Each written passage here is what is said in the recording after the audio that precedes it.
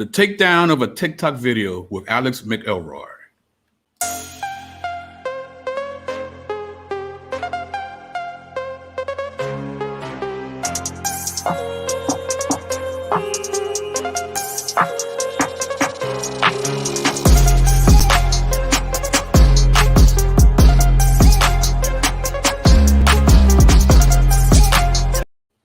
Yeah, what's going on, party people? The place to be. I go by the name of the BK Apologist, transmitting all the way live. New York is the city. Brooklyn is the borough. What's good? What's popping? Hope everybody's doing well. I have someone who I've been wanting to have on the platform for some time, so I finally found an excuse to get him on.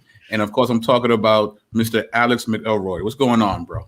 Hey, man, how you doing? I'm glad to be here. Glad to get into this discussion.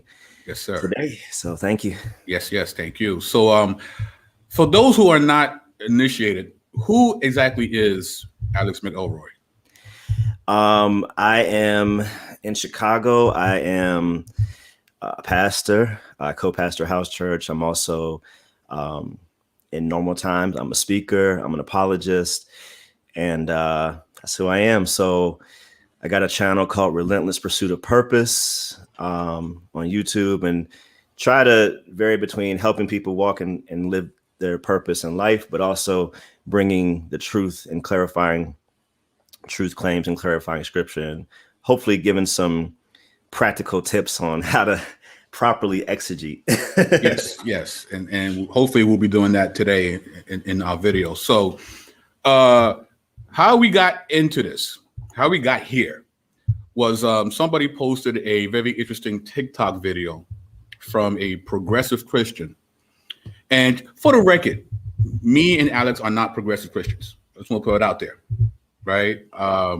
Nobody, in fact, in the UA community are progressive Christians. We are definitely not that. We are not on the wrong side of woke. And the reason why I bring it up right up front is because I think a lot of people see us and think we're them. How they do that, I don't know. We all try to be as sound as possible with our doctrine. And but I think maybe how we express the doctrine might throw people off, because we're not rigid in our expression, perhaps.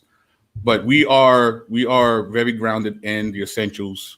So yeah, right. So we hope so, man. Nope, not here. Yeah, exactly. We are not progressives. Nah.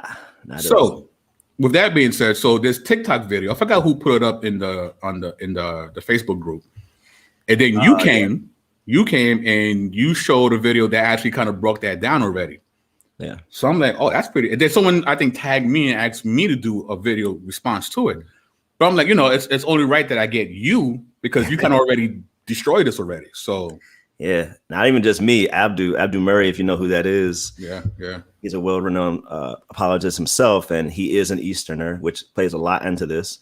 Right. And so that was a clip from an interview, our total interview, and I released it as its own thing later, but it's only about 6-7 minutes, and he completely debunks this whole idea of Jesus being racist. So, absolutely. So before we even drop that particular TikTok video, let's learn more about this individual that makes this claim, right? And Alex was so kind to present me with some context, so we could learn a little bit about this this reverend. So with that being said, Reverend, let's be nice. But so his name is, he calls himself Rev Brandon Robertson, author, activist, theologian. One could argue that. And you can see this, the signs right next to him. Interesting what he puts first. Right? I didn't peep that to just now. Yeah. So that's interesting. So let's learn a little bit more about Mr. Robertson. Each year, Robertson speaks on a variety of topics to people across the globe and has been an honored speaker at renowned institutions as the White House, Oxford University, and the Parliament of the World's Religions. He has taught seminars for San Francisco Theological Seminary, Disciples Seminary Foundation, and is a facilitator with Auburn Seminary. He has served on advisory committees and working groups for the Democratic National Convention, the U.S. Department of State, the Department of Health and Human Services, the Humane Society, And in 2020, Robertson was also named a fellow of the Shelburne Global Seminar from 2017 to 2021. Robertson served as the senior pastor of Mission Gathering Christian Church in San Diego, California. Named by the Human Rights Campaign as one of the top clergy leading the fight for human rights, Robertson has worked with political leaders and activists around the world to end conversion therapy. So before we continue, what are your thoughts about his resume, Alex? It's impressive. It's impressive, which is part of the reason we have to do this, what we're doing today, because he has access some places that I don't have. I don't have access to the White House, or because they're listening to him as some sort of a thought leader. That's kind of one of the things that's most troubling about this. And for the record, I am not a fan of conversion therapy either, by the way. So I don't, we don't affirm that either. Yeah, we don't affirm. So just to be clear on that, but there is a reality, there is truth, and we'll get into those things. All right. So let's see what this man likes to teach, since he's such a theologian. Now, let's learn a little bit about his schooling. He went to what's it? How you say this? It's Iliff. I don't know. Iliff. Yeah, University of Denver.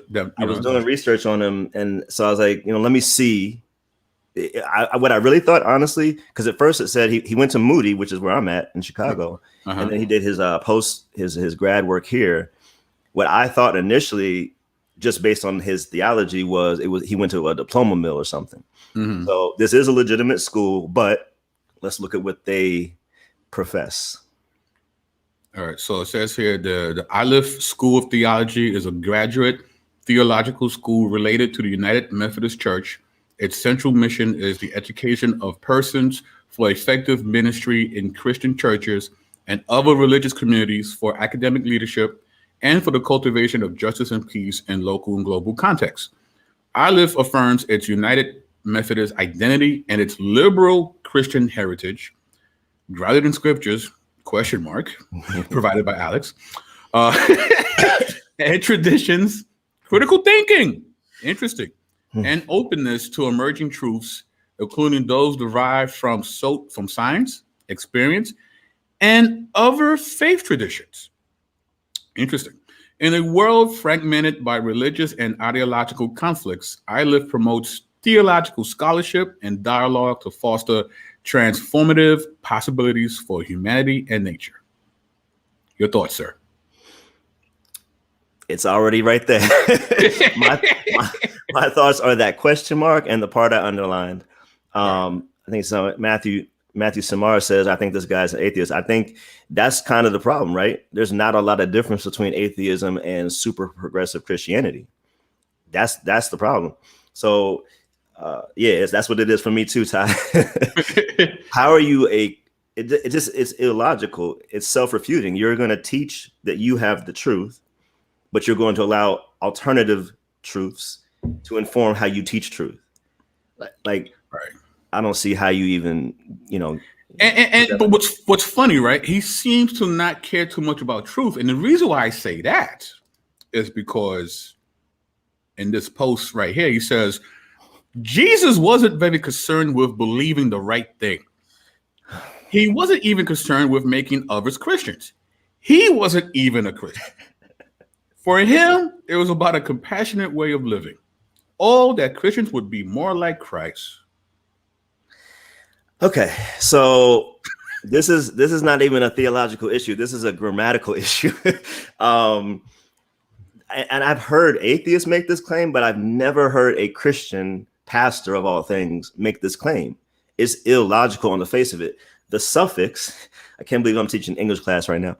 The suffix IAN means relating to, belonging to. Right. So if I am a Martian, I am from Mars. Right. That's what that word means. So Christ, by definition, could not be a Christian because he can't be of himself. Right. It's illogical to even say. We're trying to be like him. He doesn't have to try. He already is. He already is. Right. Let me say something just off the top about this whole progressive Christianity in general, and we'll get into the specifics about him. Mm-hmm. I was thinking about this past weekend. So I wrote this piece a while ago on moral transformation. I think I wrote it, I guess, right for Cross-Examined's website sometimes. So in order to know that I'm making progress, and in order to know my moral transformation is advancing towards the right end, I have to know that there is an end. In other words, a football field has an end zone, because without the end zone, you're just running. So the question I would have for any level of progressive Christianity, especially, is what are you progressing towards? Because you've removed any kind of ontic reference point, ontic being like an actual thing that exists, that's a goal. Right. So Christ can't be the goal because you've removed everything about him and a lot of stuff he said. And so at what point is progress no longer progress? I believe that, we need to make, we've made progress in the country as far as, equality for racial equality and stuff like that.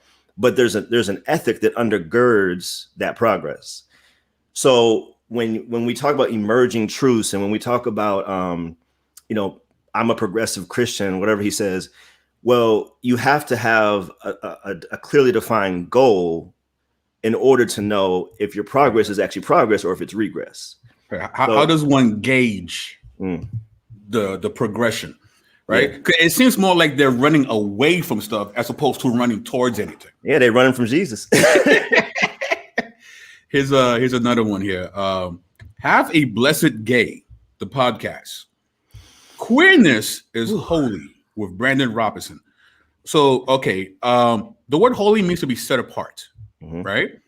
And in a sense, if you are queer, I guess you are set apart, but not in a biblical context, though. Yeah. So I want to be sensitive to anyone listening, but here I'm just going to deal with the philosophical struggle with this. Somebody, and we're not going to make this show about this topic per se, but we do have to talk about the reality of this.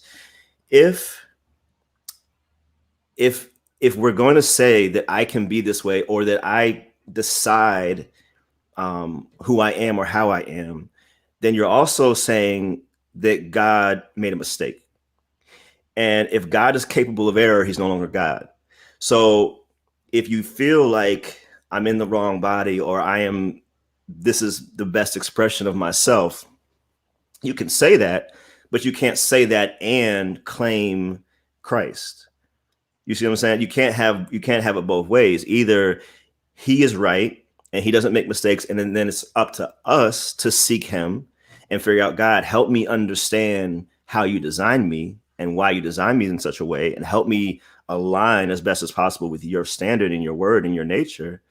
And I'm not saying it's not a struggle. It might very well be a struggle. We all, in some way, struggle to align with Christ in general. All of us do.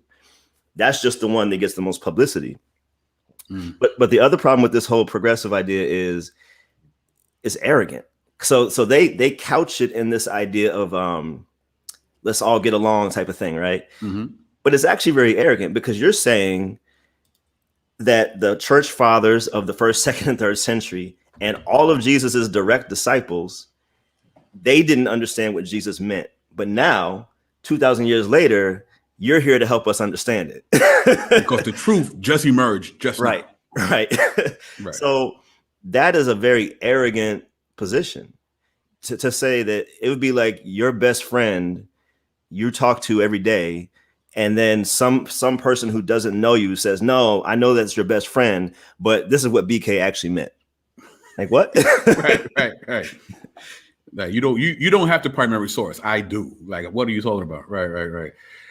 So and like we saw in his resume, he's asked to speak at a lot of different places, and one of those places is it says here, this Sunday I'm excited to be speaking at Namaste CSL on a topic of liminal leadership.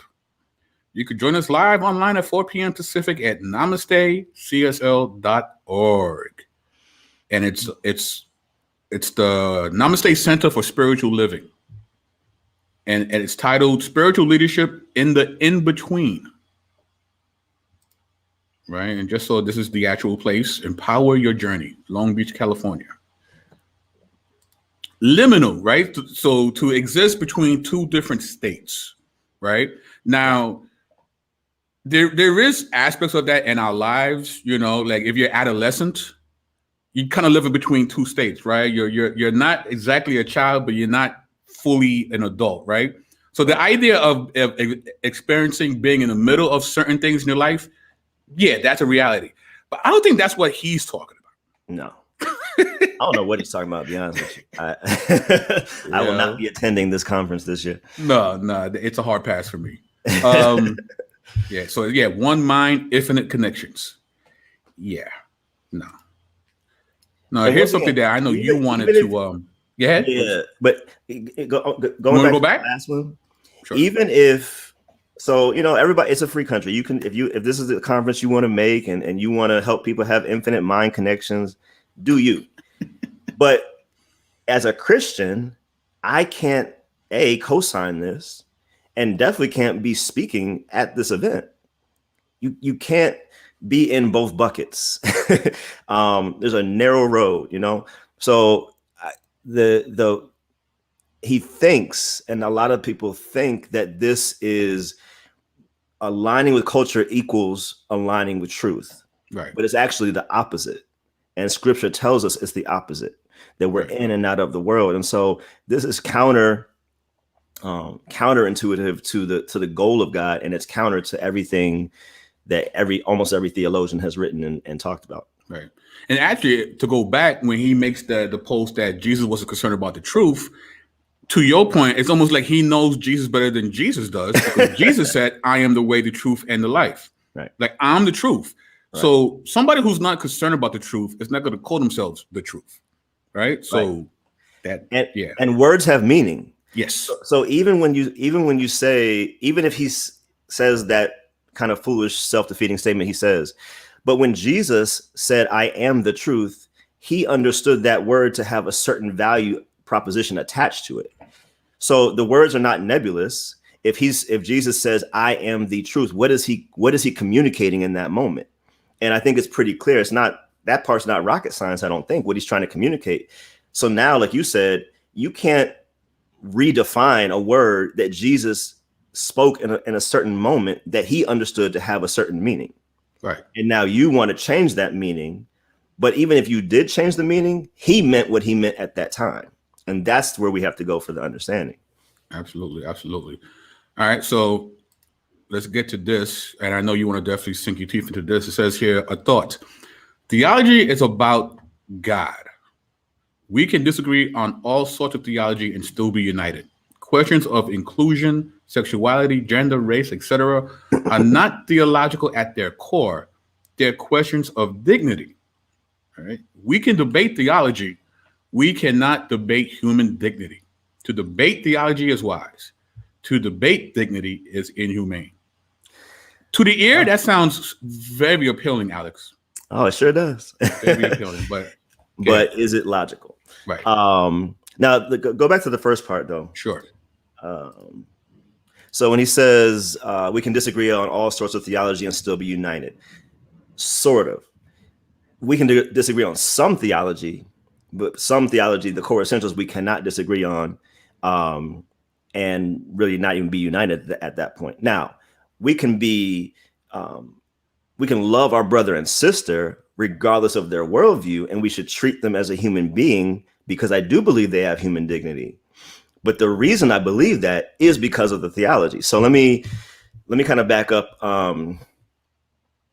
So to me, this is a very weird version, and just stick with me for a little while, y'all. This is a very weird version of an informal fallacy called a category mistake. And so for those that don't know, it's kind of a semantic or ontological error where things belonging to a particular category are presented as if they belong to a different category. So for example, you can have category mistakes that are fallacies of composition or fallacies of division. So fallacies of composition assume the whole has the properties of the part. Right. The opposite is the fallacy of division, which assumes the part has the properties of the whole. So let me give a quick example. So a fallacy of composition might be like your car tire is made of rubber, and then to assume that the whole car is made of rubber, obviously that doesn't make any sense. Division would be trees are visible. Trees are also made of atoms, therefore atoms are visible. So obviously those are kind of silly examples, but that's just to highlight the point of what these category mistakes are. So how does this play in here? He says questions of inclusion, sexuality, gender, race are not theology at their core. They're questions of dignity. And so to his credit, he does say at their core. So maybe he's trying to give himself some wiggle room. I don't know. It doesn't really seem like that since everything else we've shown.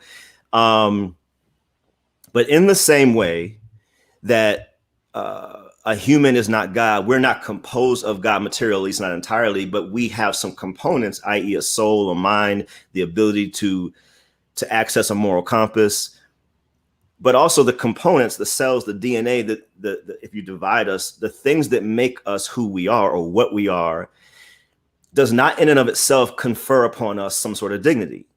And this is a lot of times when I talk with naturalists or atheists, this is the leap they make. Mm-hmm. And that's why it's troubling that a pastor is making the same leap.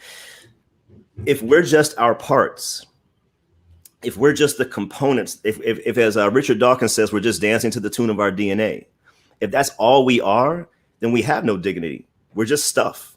Right. So Genesis 1:26-28, Psalm 139, Luke 12:7 says he knows the hairs. No, we're not just stuff.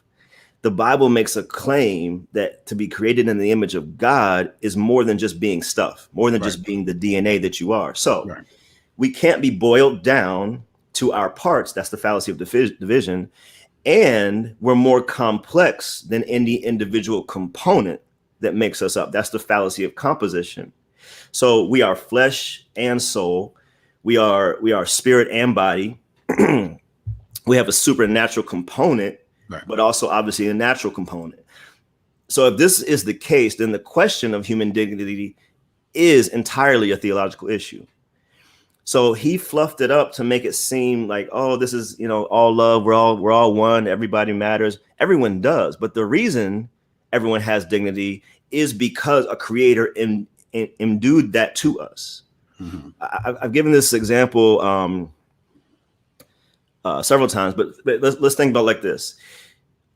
When you go to a store to get whatever, a computer,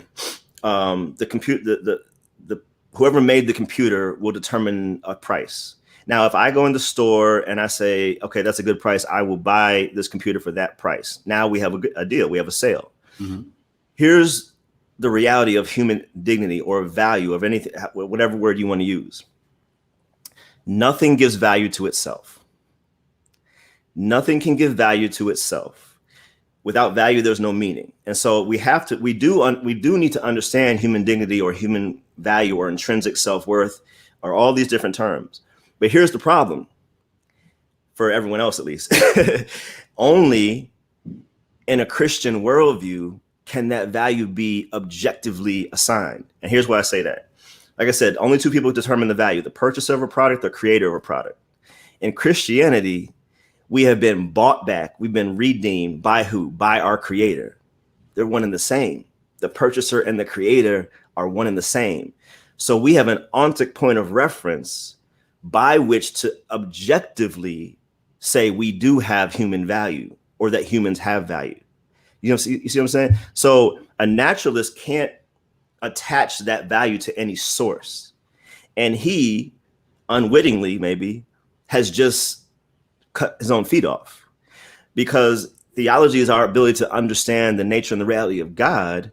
And if God is the only source that can ground our objective self-worth or inherent value, then to divorce him from this issue of human dignity takes away all the force. Right. You can't even make the claim at that point. So I just want everybody to see that it sounds beautiful. It sounds nice. It sounds amicable, but you've just taken the weight away. And it's kind of like if I go look at the Sistine Chapel and I say, man, this is beautiful. And you keep telling me, man, yeah, Michelangelo was a beast. And I'm like, yeah, I'm not worried about him. I'm just saying this is beautiful, though. but someone did it. Right. Give credit to whom credit is due. And in this case, the reason we have human dignity, we should give credit to who gave us that dignity. And that's where he cut himself off. C.S. Lewis said, I believe in Christianity as I believe the sun rises, not because I see it, but because by it, I see everything else. So where are we starting? And he's starting from a point of this nebulous, I don't know where he's starting. Because dignity is not based on a carbon-based reality. Right. Sorry, I was looking at the comment. It's a metaphysical reality. Right. So because we're not the only humans that have reason, logic. Like bees actually use logic in their world. You know, there are certain fish that actually have more logic than a 5-year-old. Right. So it can't be that, right? Because we share similar attributes. So there's something else going on in order for us to have this dignity and to your point, being the Imago Dei, like that's what makes us different than the rest of the animal kingdom. You know what I mean? So cool. Yeah, man. So cool. I think we debunked that one. Yeah, you did your due diligence. Here's another post. So grateful to see Bethany, the largest evangelical adoption agency, set up and support LGBTQ plus parents as legitimate and declared that we deserve to adopt and raise children as well. You want to comment on that? Nope. Okay. I'll just say, you know, at a certain point, you can see the presuppositional bias. He is self-identifying as a homosexual, and so he's rewriting scripture to fit what he wants it to fit. That's essentially what's happening. So he is eisegeting the heck out of the text. His hermeneutic is all kind of jacked up. And so you can always get to different conclusions. And I know at LGBT, that's the hot button, but that's actually probably not even the most troubling thing that he's posted. So, okay. Here's another. Oh, we're done here. So, okay. So with that, I guess we should tackle the actual TikTok video in question, or do you want to do the other one that you just sent me first? Yeah. Let's do that one first, because that one's a lot easier to. The one you just sent me? Yeah. All right, cool. All right. Let's do that. All right, here we go.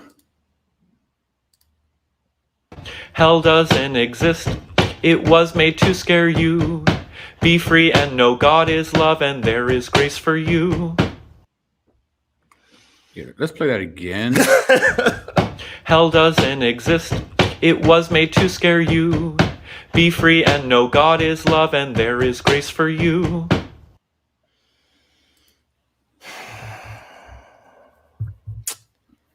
All right. Should we reverse engineer that? Because he mentions grace. Right? Why would you need grace? Excellent question. If there's something that you know, like what? Well, anyway, you go. No, I mean, that's it.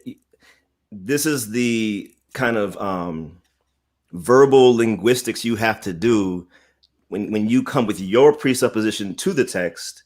This is what you have to do, and like you said, the wording, the word itself doesn't even make any sense at that point. The reality is very easy on this. Jesus believed hell was a real thing, a real place. So am I once again telling Jesus he got it wrong?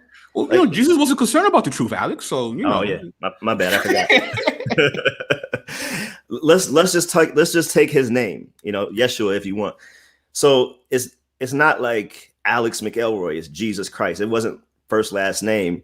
Jesus, that word, that name means something. Christ means something. Jesus means the Lord saves. So the question very quickly is, what are we being saved from? Saved from what? Saved from what? And once again, it becomes arrogant. So once you say, okay, all these different, this whole synchronistic, pluralistic thing, once everything is valid, well, if you're a Christian saying this, that's very arrogant and it's very insulting to Jesus, because you're saying when Jesus was sweating drops of blood and thinking like, man, if there was any other way, I don't want to do this. It's going to hurt. Well, don't you think if there was another way, he would have done it? Like, he went to the cross after getting beat because there's no other way. And so you can't call yourself a Christian and say, yeah, I'm glad he did that, but you know, I can just go to the Namaste conference and that helps too. It can't be both, man. So either, and this is the truth, and the word tells us the gospel is offensive. So stop trying to take the brunt of it out of the gospel message. It is going to be offensive to some people, to a lot of people, but that doesn't mean we get to rewrite it. But then also, right? So if it's created, because he says in his little jingle that it was created to scare us. Now, the concept of hell, we derive that from scripture. Mm-hmm. So are you saying that the scripture was providing a scam to manipulate us into doing the right thing? And if that's what you believe and you're a reverend, right? I don't, you know what I mean? It's, I have more questions now. Like, I don't. Exactly. I have a lot of questions. All right. So that was a nice little appetizer. Yeah. So let's get into why we are here. All right.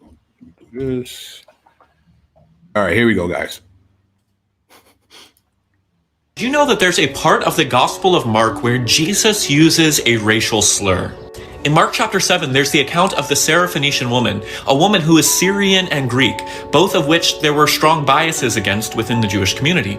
And she comes to ask Jesus to heal her daughter who's possessed by a demon. And what is Jesus' response? He says, "It's not good for me to give the children's food," meaning the children of Israel's food, "to dogs." He calls her a dog. What's amazing about this account is that the woman doesn't back down. She speaks truth to power. She confronts Jesus and says, "Well, you can think that about me, but even dogs deserve the crumbs from the table." Her boldness and bravery to speak truth to power actually changes Jesus' mind. Jesus repents of his racism and extends healing to this woman's daughter. I love this story because it's a reminder that Jesus is human. He had prejudices and bias, and when confronted with it, he was willing to do his work. And this woman was willing to stand up and speak truth. So he never read Hebrews, right? It's not in his book Bible at all. Hebrews, right? Okay. Nah. Okay. Oh man. And look, y'all. We only have time to do a couple of these, but if you go, I mean, this is what he does on a daily basis. He has a podcast. I couldn't listen to the whole thing, but I mean, he does episodes. I don't know if every day or every week, but the one episode I was listening to, he said, "Today I get to talk about my two favorite topics, Jesus and sex." So yeah, and it went downhill from there. Okay, so where do we start? First, I mean, do you want to just read the text first, or like how you? Oh yeah, let's do that so we can we can stay in the text. yeah. Let's actually read from the Bible. Right. Imagine that. Radical idea, right? Yeah. All right. So here we go. So Mark 7, 24-29. And from there he arose and went away to the region of Tyre and Sidon, and he entered a house and did not want anyone to know. Yet he could not be hidden. But immediately a woman whose little daughter had an unclean spirit heard of him and came and fell down at his feet. Now the woman was a Gentile, a Syrophoenician by birth, and she begged him to cast the demon out of her daughter. And he said to her, "Let the children be fed first, for it is not right to take the children's bread and throw it to the dogs." But she answered, "Yes, Lord, yet even the dogs under the table eat the children's crumbs." And he said to her, "For this statement, you may go your way. The demon has left your daughter." So I saw somebody said something. Didn't Jesus say that merely to test the woman's faith? I could be wrong. In a way. So that I'm glad whoever that is said that. So the first way that we got to understand and set this up is, and I released a video maybe 2 weeks ago, kind of a hermeneutics 101 crash course, because hermeneutics is the proper methodology, the proper rules for how we engage in studying the text, so that we stay in exegesis and don't veer into eisegesis, right? So what we have to do is get into the proper context of the original audience. And I remember when I was talking with Abdu Murray, who is an Easterner, he was talking about how we're not over contextualizing, he is decontextualizing. In other words, you're taking it out of its original context. Right. So this requires homework. Let me say one of the kind of quick hermeneutic principle. Even if you didn't know any of this stuff I'm talking about, hermeneutics, exegesis, contextualism, even if you didn't know any of that, and you just read the Bible, just the New Testament even, if you're reading the whole New Testament and you never see any other instances where Jesus is racist or whatever, and then you come to this one passage and it seems like that's what it's saying, then you should question yourself first. In other words, if 99% says this one thing, and then this one little part that I'm not quite clear on says something else, it's very likely that you just don't understand this one part. Right. And that's okay. That's a starting point, but don't just jump to conclusions from that. Okay. Anyway. But that would be, like you said earlier, that would be a fallacy of division. Yeah. Taking that small part to represent the entire whole, right? Right. That one little event, but yeah. Right. And then, so understanding the Eastern context. Now, Abdu was talking a lot about this, that in an Eastern culture, you will often raise the absurdity level so high so that when you knock it down, you show or teach a truth or a principle to those who are listening. And so a lot of, like, India has a lot of gurus, and a lot of people in the East of different worldviews use this kind of methodology to teach their students. So what Jesus was doing was killing 3 birds with one stone. He didn't want to just heal the woman's daughter. He could do that. He could do that with, we see that all through scripture. He can do that. But he also wanted to teach another principle to his disciples and to the woman and to everyone else listening. And so he mocked their culture in a way. He mocked how they normally would have treated her. And he mocked it so that they could see what his ultimate response would be, which was to tell her, your faith is, greater than what I've seen. So now he has flipped the whole narrative of the region on its head. That is the higher, deeper, broader goal of Jesus. And you have to understand Eastern culture to understand that. So the woman was witty because she understood that culture, because she's from that culture. Right. So she was able to snap back and with her witty comment. And Jesus was like, okay, we're kind of sparring here, and you get it. And now everyone else is about to get it. And they're about to understand, I'm not with the racism. I'm not with sexism. And that is a bigger lesson, especially at that time, for everybody to get that in Jesus's kingdom, we don't get down like that. Right. So no, Jesus did not have to apologize or repent for his racism. And once again, if Jesus isn't perfect, he can't save you. Right. So you cut your feet out again. This is about the 3rd time he's done this to himself. You can't have it both ways. Last thing I'll say, Abdu said this. When you don't see the Easternness of how Jesus is responding, it's not Jesus who's being racist, but you are acting in a Western bigoted way. Right. You're smuggling in your modern culture and concepts into an ancient document. Absolutely. And every time you do that, you're going to have stuff like this. Yep. And speaking of context, right? So Jesus is setting these dudes up. He's, as we say now, he's lining them up for this lesson. Yeah. Because in Mark 7, in verse 18, he said to them, then are you also without understanding? Do you not see that whatever goes into a person from outside cannot defile him, since it enters not his heart, but his stomach, and it's expelled? Does he declare all foods clean? And he said, what comes out of a person is what defiles him. For from within, out of the heart of man, comes evil thoughts, sexual immorality, theft, murder, adultery, coveting, wickedness, deceit, sensuality, envy, slander, pride, and foolishness. Now, this is monumental, right? Because he just decimated table culture. Yeah. Right? Because this is a main part of what it meant to be a Jew. You know, there's certain things within the Mosaic law that was used as identifiers, right? You can't mar the sides of your beard. You have to wear your zitzit in the corner of the hem of your garments. You can only eat certain foods, right? And this would make you separate from the rest of the world. Now, the reason why God did that so that people can see that they were separate and then go to them so they can hear the truth about Yahweh. But of course, they took it as a whole different thing, right? But that's a whole different video. But this is the setup. This is right before he goes to Tyre. He makes sure that they understand that this barrier that you have in table culture doesn't exist now. And then he goes to Tyre, right? And let's learn a little bit about this place here. Well, pride, right? One is the sins that come out of a man is pride or woman. And in the Greek, the word pride here is the characteristic of one who, with a swollen estimate of his own powers or merits, looks down on others and even treats them with insolence and contempt. Right? So he's like, there is no more barrier between you and the Gentiles.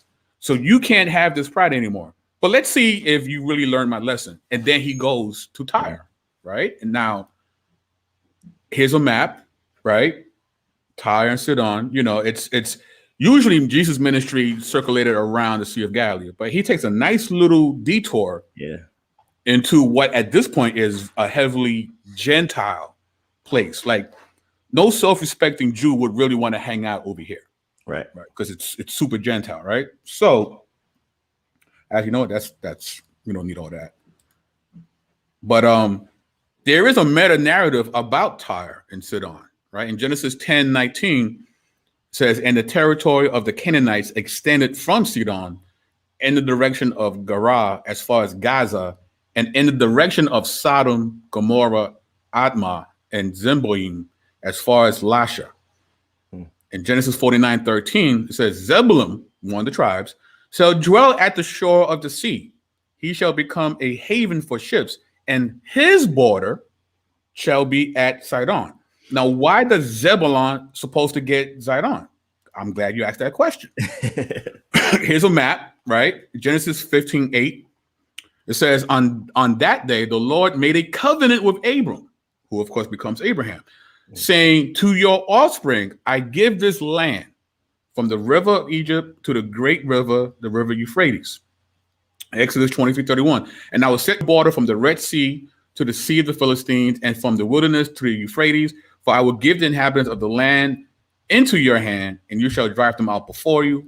And then 1 Kings 4:21, Solomon ruled over all the kingdoms of the Euphrates to the land of Philistines and to the border of Egypt. They brought tribute and served Solomon all the days of his life. Now, we're taking a 50,000 foot view now of what's going on. The meta narrative is that God promised Abram this particular landmass for Israel.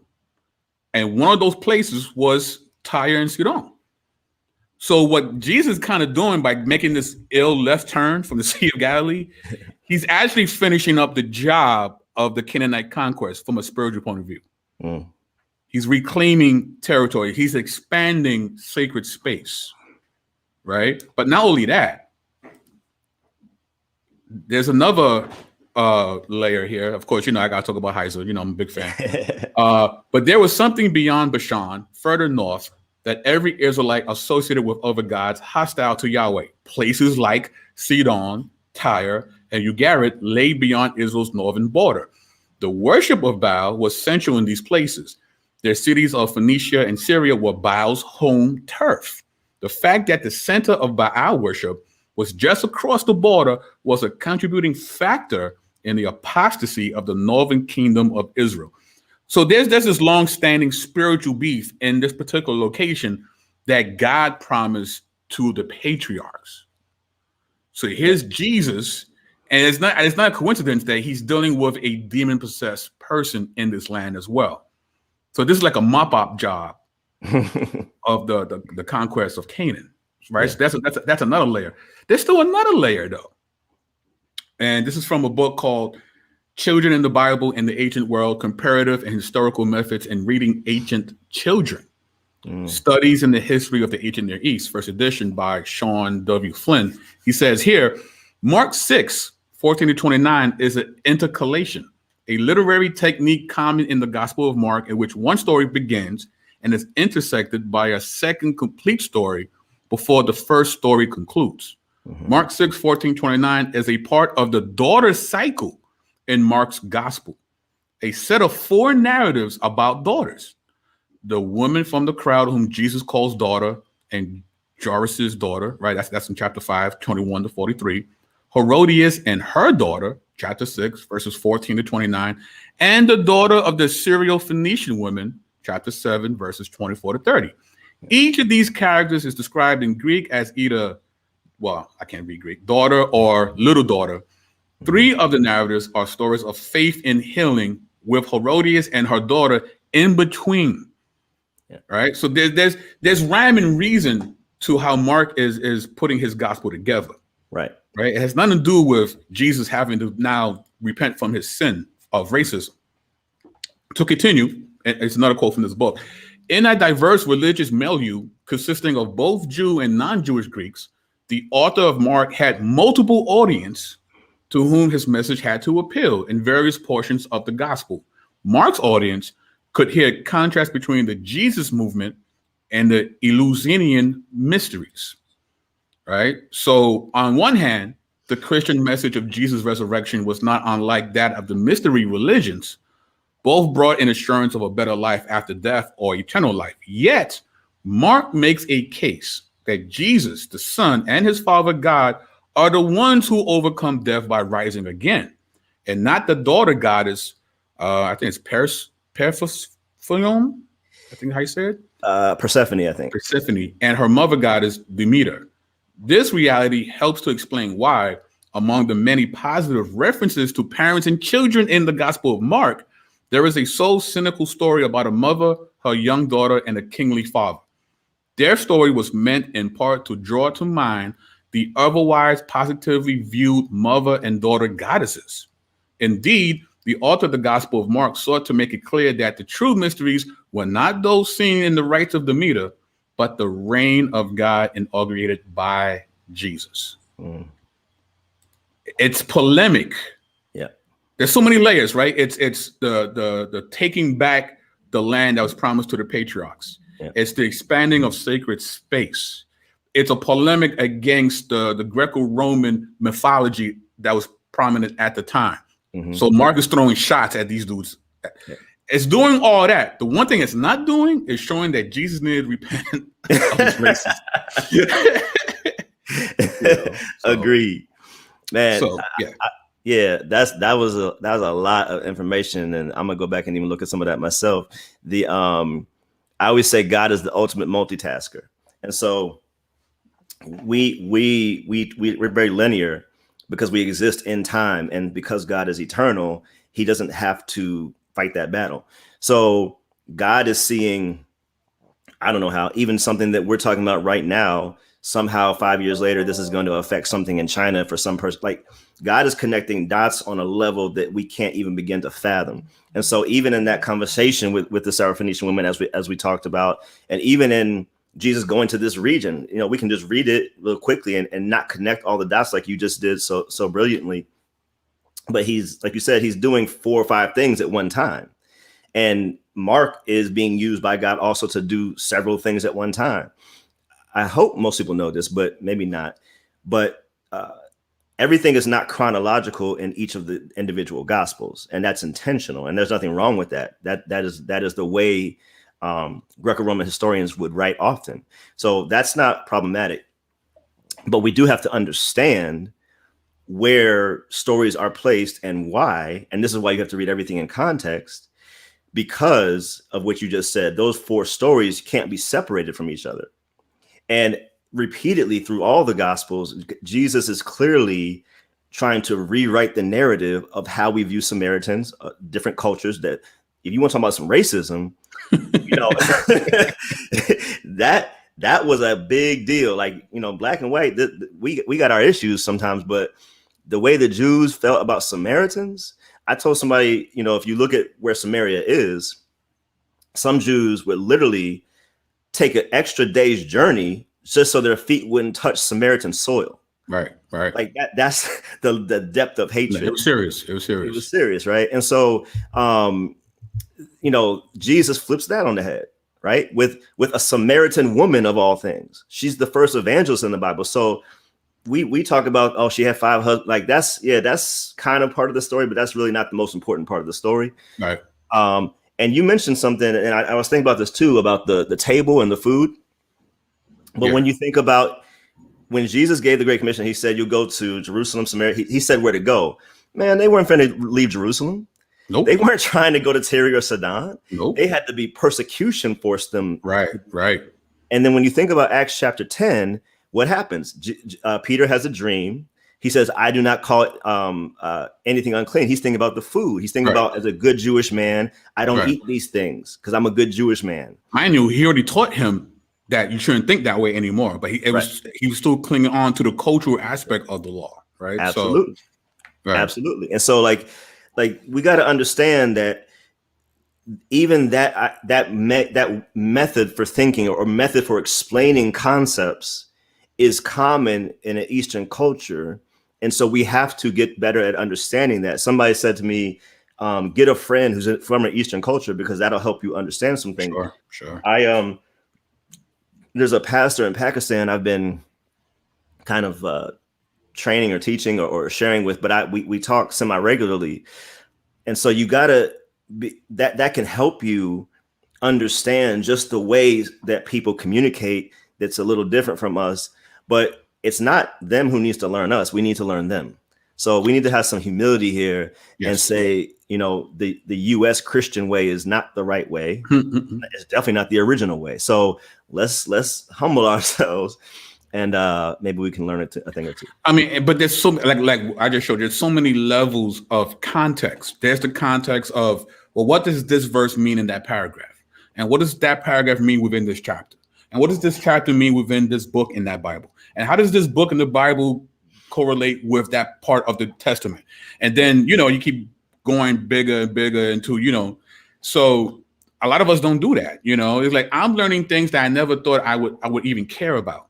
I didn't care about the Egyptian pantheons, and could care less about that. But for me to really understand the text that I'm reading, I have to learn what Israel already knew, because they didn't exist in a vacuum.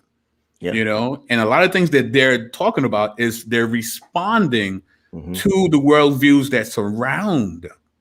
But if I don't know those worldviews, I'm not going to get the punchline. Right. That's really good. That's really good. And on that note too, once again, these are temporal. I see somebody in the chat talking about mythology.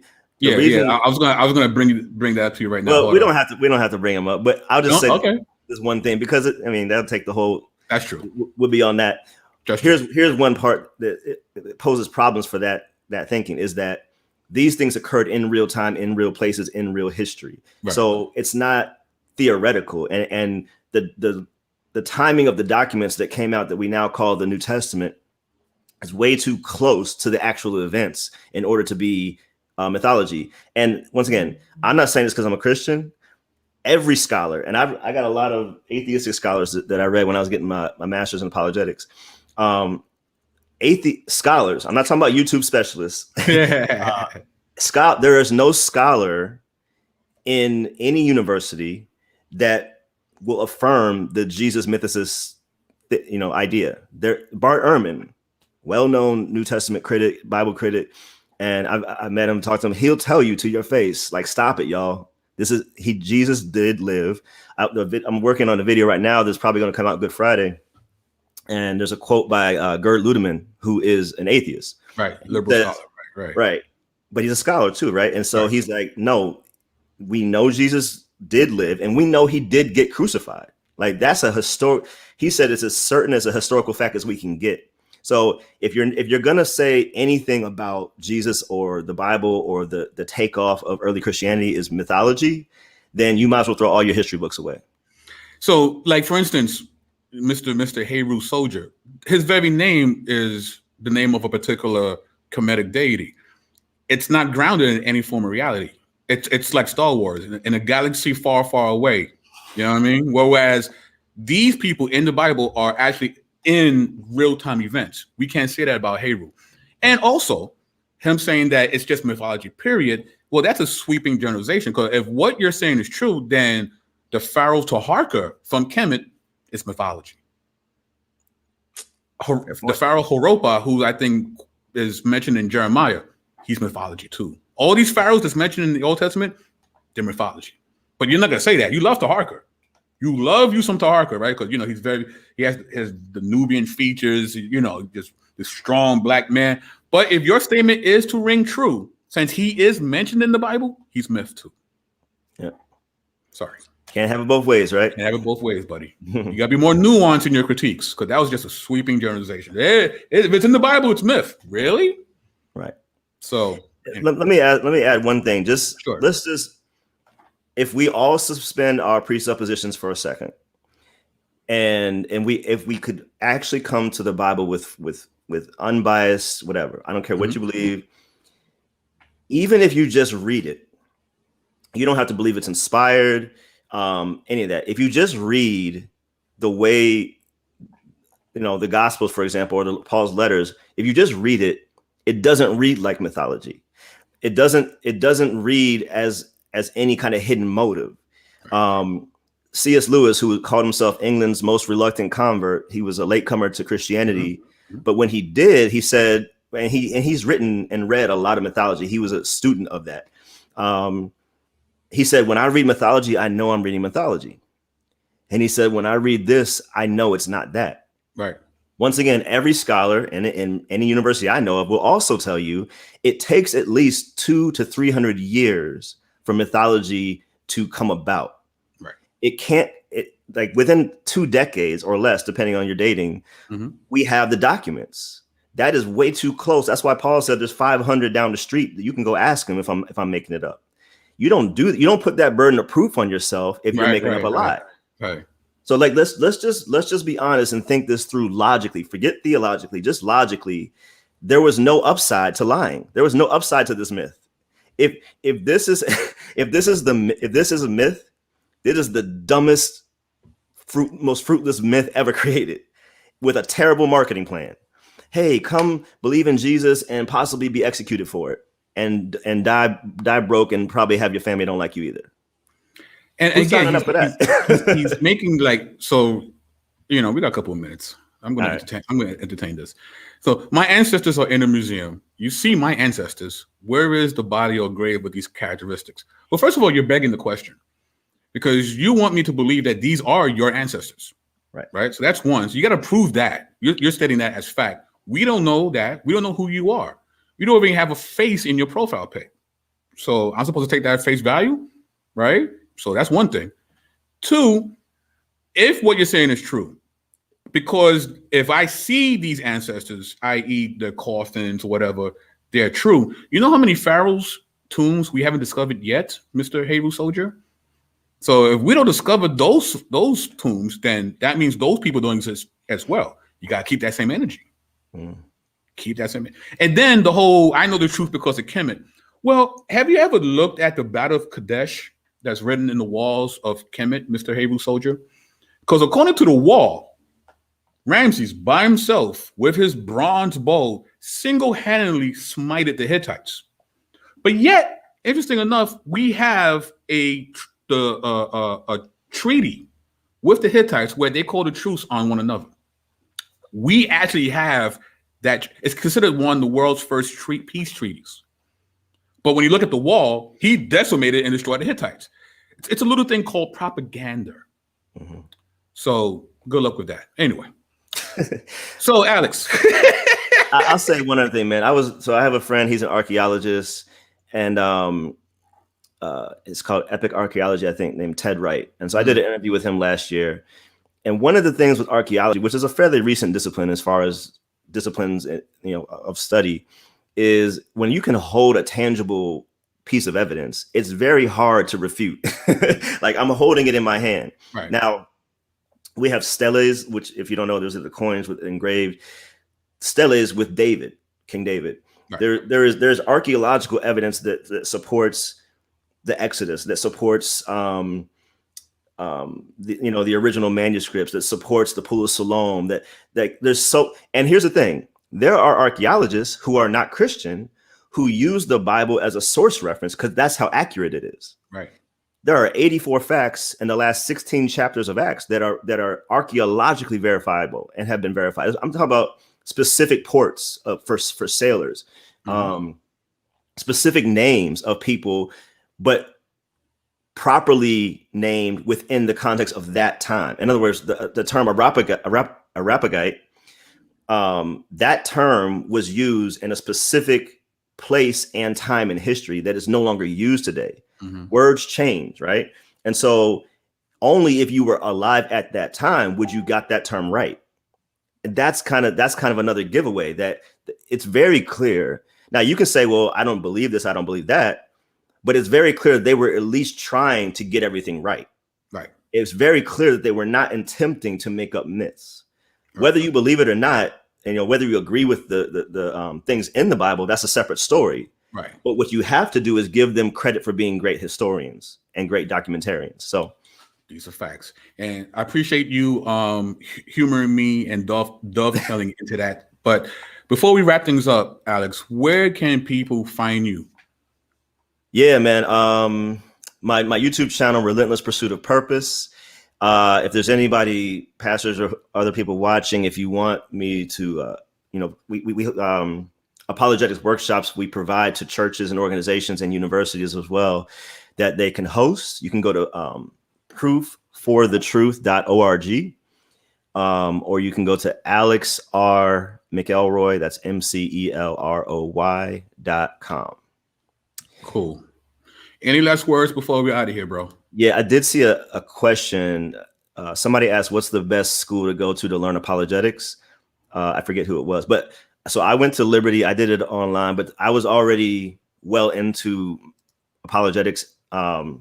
Before I did that. So for me, it was a little different because I wasn't coming in fresh. It was great. And I loved it. And it was during, quarantine. So I was online anyway. But a really great school is Biola out in California. And then SES, Southern Evangelical Seminary. Now, I will say this, those are great schools with great programs and you'll learn a lot. You may not learn everything as far as from a cultural lens there. And so this book, Urban Apologetics, is coming out next in a few weeks with Eric Mason and everybody that contributed. That is a great resource because a lot of the other stuff, like even the stuff that you broke down today, BK, we got to read that stuff on our own. That's not going to be a class, at least not yet. Right. Maybe one day. So what I would tell whoever that was is you can look at those three schools, but you might have to augment that learning as well. Cool.